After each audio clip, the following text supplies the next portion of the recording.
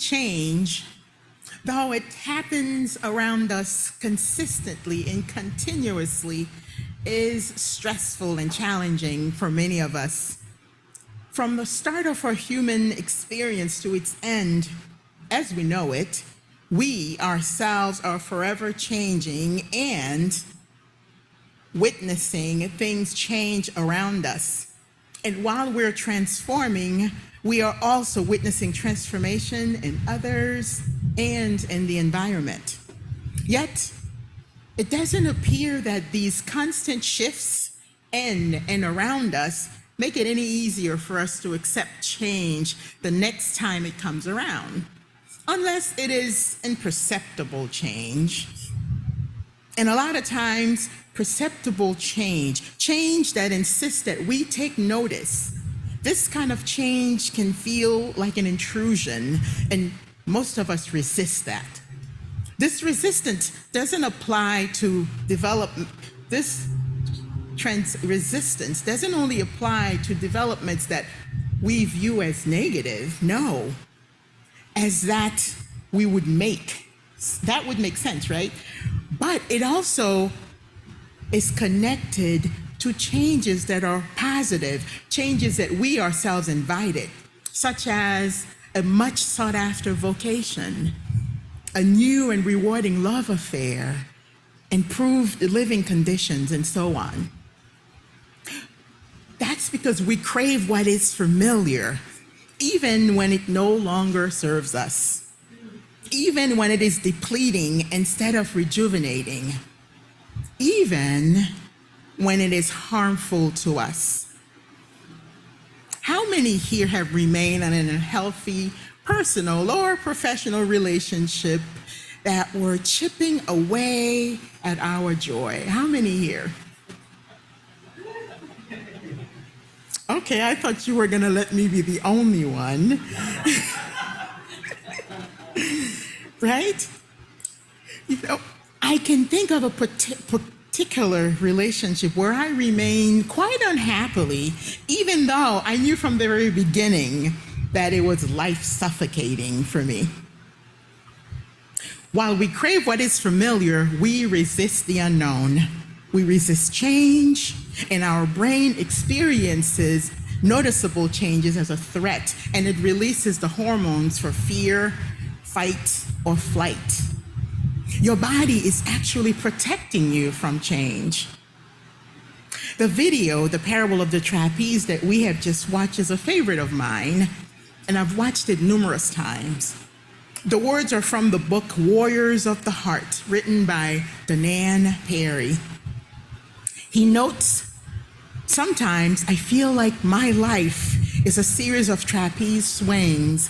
I'm there hanging onto a trapeze bar, swinging along, or for a few moments in my life, I'm hurling across space and between trapezes.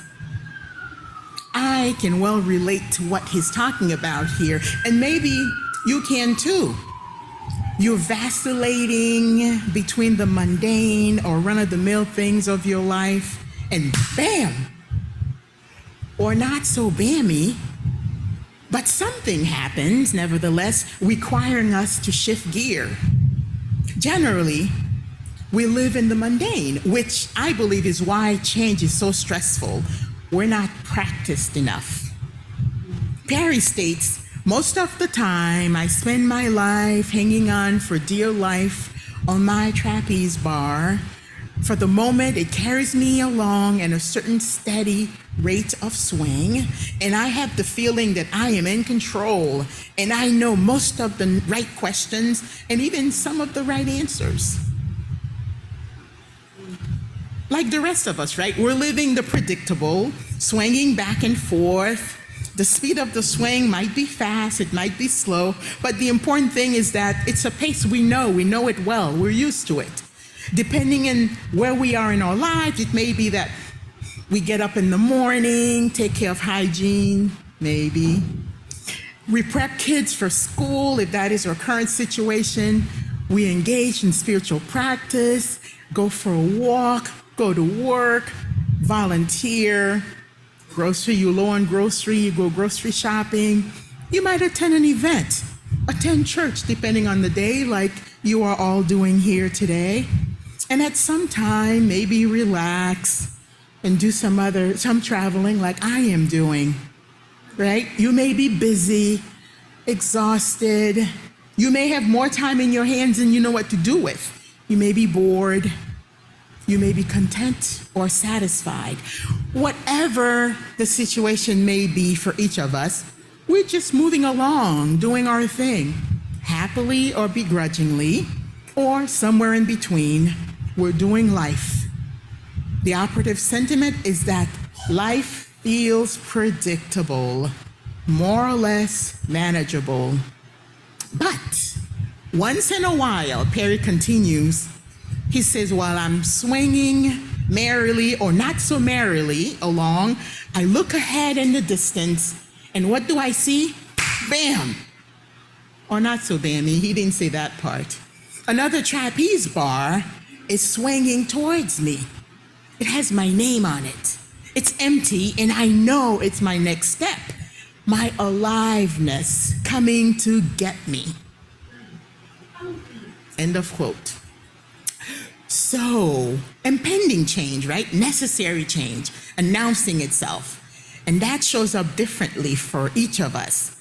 That empty trapeze that's swinging towards us, it might show itself as an uneasiness, telling us that something is not right or something is afoot.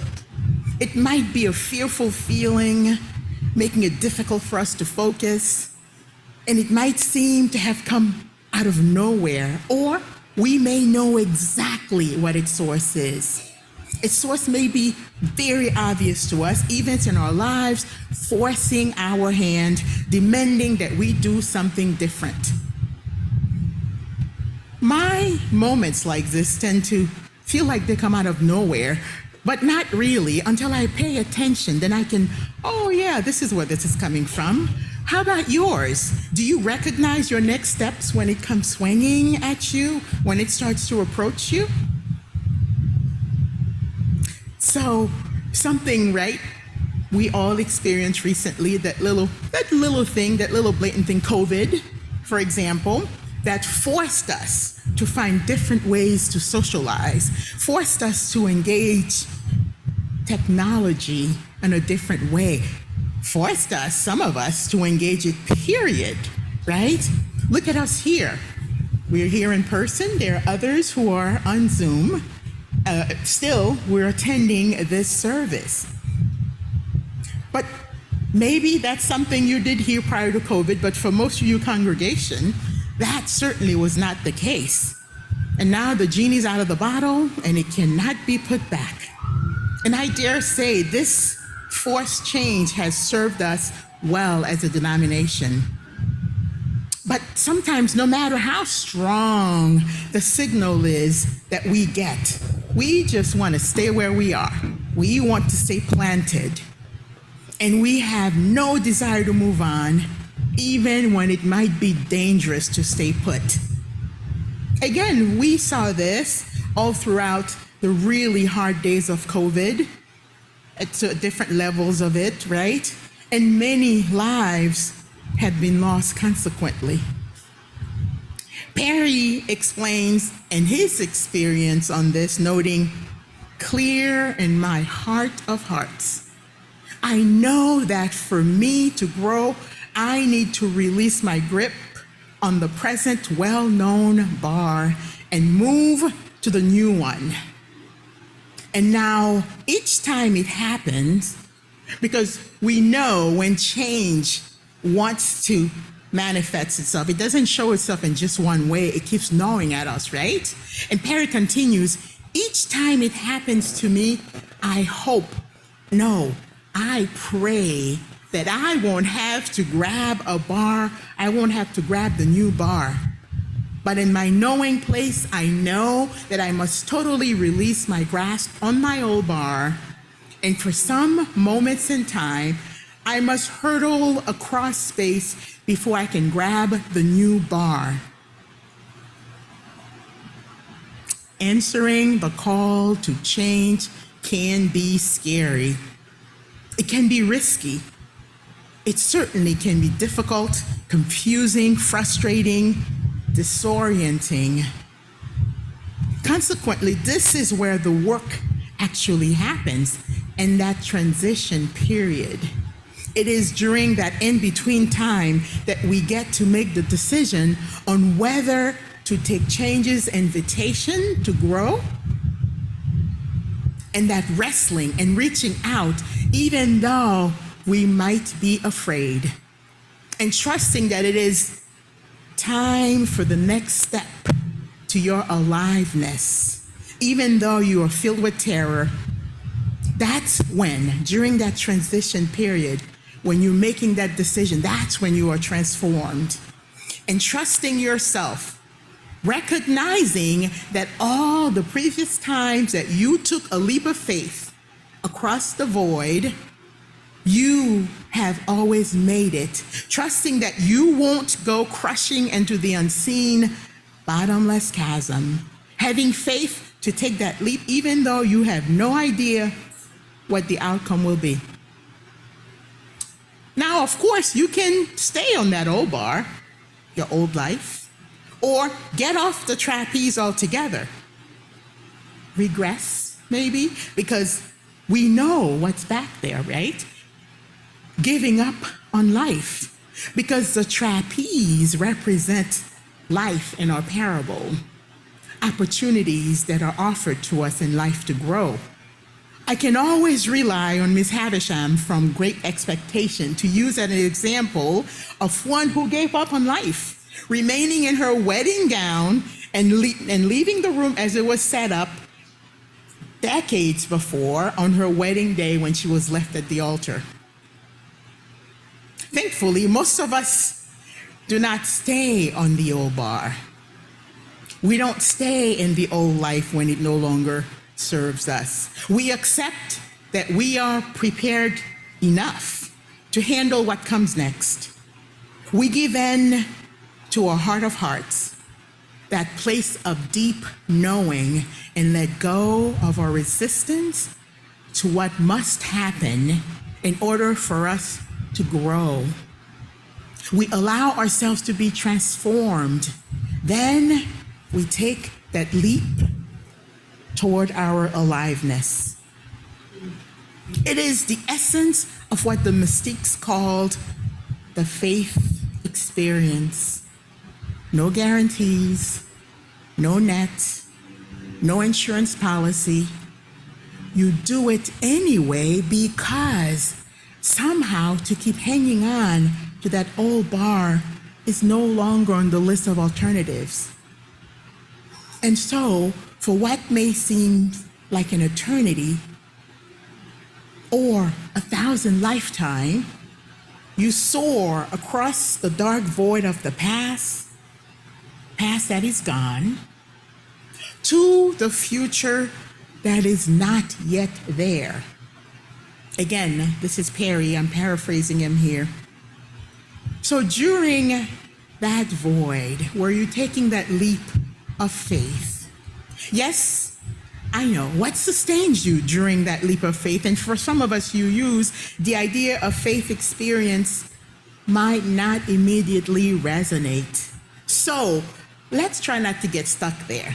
The bottom line, yes, the bottom line is that we are living creatures trying to make meaning of our existence, periodically feeling pulled towards something, feeling pulled to make a change in our lives.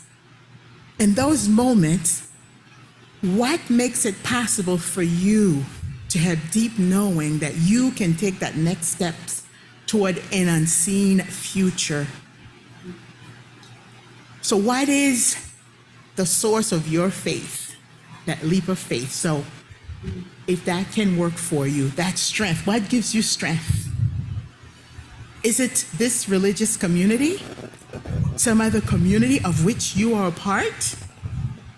Relationships, perhaps? Family? Your own ability, ingenuity? A higher power? God, Allah, the Buddha? Knowing the source of your faith is especially important during times of significant changes in your life. The time to cultivate those sources is during the mundane period, the time to cultivate, to figure out what is the thing that keeps you grounded. The time to cultivate that is during the mundane period when you're just swinging along merrily or not so merrily on your trapeze bar. This is so that we can draw on those resources in times of need. And this is part of our spiritual work, knowing what grounds us spiritually and tapping into it. And you have a community of kindred spirit here to encourage you in that work. So I implore you to mind your spirit. You know that it is only a matter of time before, bam, or not so bammy, when the next trapeze bar, a new one with your name on it, will be moving towards you, calling you to hurl through the void. And you will need to take that leap, and by so doing, you may just learn to fly.